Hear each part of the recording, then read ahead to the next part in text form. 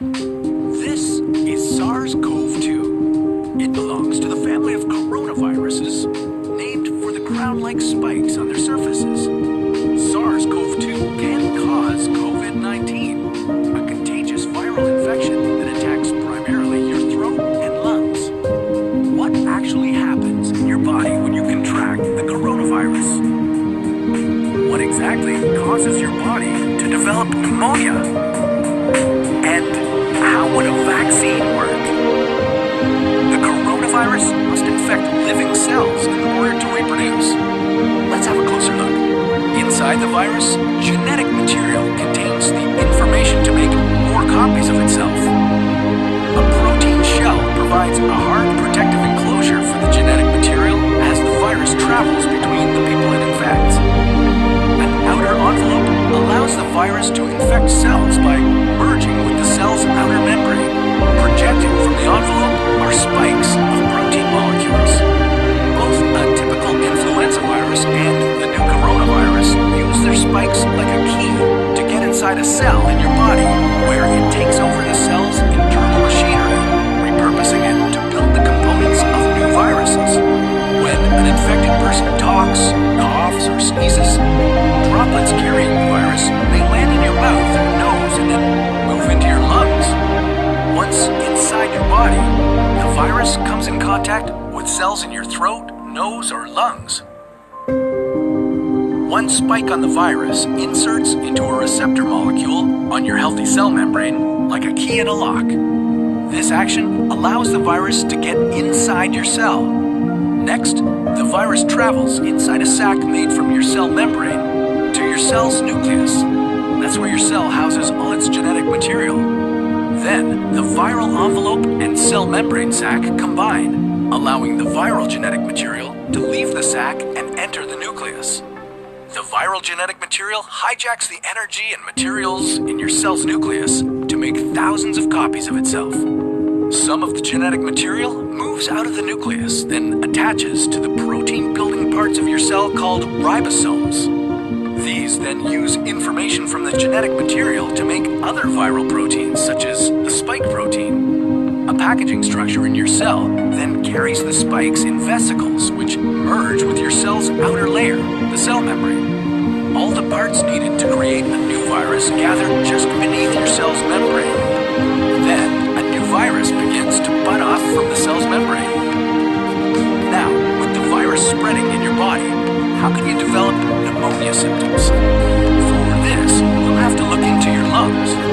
Each lung has separate sections called lobes.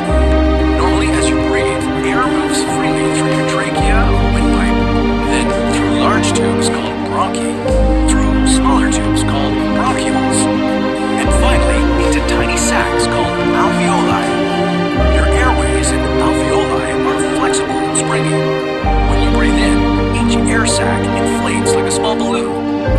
And when you exhale, the sacs deflate. Small blood vessels called capillaries surround your alveoli. Oxygen from the air you breathe passes into your capillaries, and then carbon dioxide from your body passes out of your capillaries into your alveoli so that your lungs can get rid of it when you exhale. Your airways catch most germs in the mucus that lines your trachea, bronchi, and bronchioles. In a healthy body, hair-like cilia lining the tubes constantly push the mucus and germs out of your airways, where you might expel them by coughing. Normally, cells of your immune system attack viruses and germs that make it past your mucus and cilia and enter your alveoli. However, if your immune system is weakened, like in the case of a coronavirus infection, the virus can overwhelm your immune cells, and your bronchioles and alveoli become inflamed as your immune system attacks the multiplying viruses. The inflammation can cause your alveoli to fill with fluid, making it difficult for your body to get the oxygen it needs. You could develop lobar pneumonia, where one lobe of your lungs is affected, or you could have bronchopneumonia that affects many areas of both lungs. Pneumonia may cause difficulty breathing, chest pain, coughing, fever and chills, confusion, headache, muscle pain, and fatigue. It can also lead to more serious complications. Respiratory failure occurs when your breathing becomes so difficult that you need a machine called a ventilator to help companies currently ramp up production for. Whether you would develop these symptoms depends on a lot of factors, such as your age and whether you already have an existing condition. While this all sounds scary, the push to develop a coronavirus vaccine is moving at high speed. Studies of other coronaviruses led most researchers to assume that people who have recovered from a SARS-CoV-2 infection could be protected from reinfection for a period of time. But that assumption needs to be backed by empirical evidence, and some studies suggest otherwise. There are several different approaches for a potential vaccine against the coronavirus. The basic idea is that you would get a shot that contains fake versions of the virus. The vaccine would expose your body to a version of the virus that is too weak to cause infection, but just strong enough to stimulate an immune response. Within a few weeks, cells in your immune system would make markers called antibodies, which would be specific for only the coronavirus, or specifically its spike protein. Antibodies then attach to the virus and prevent it from attaching to your cells. Your immune system then responds to signals from the antibodies by consuming and destroying the clumps of viruses.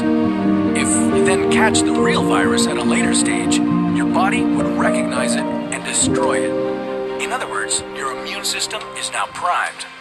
Collecting evidence on whether this will be possible, safe, and effective is part of what's taking researchers so long to develop a vaccine. It's a race against time to develop a vaccine amid a pandemic.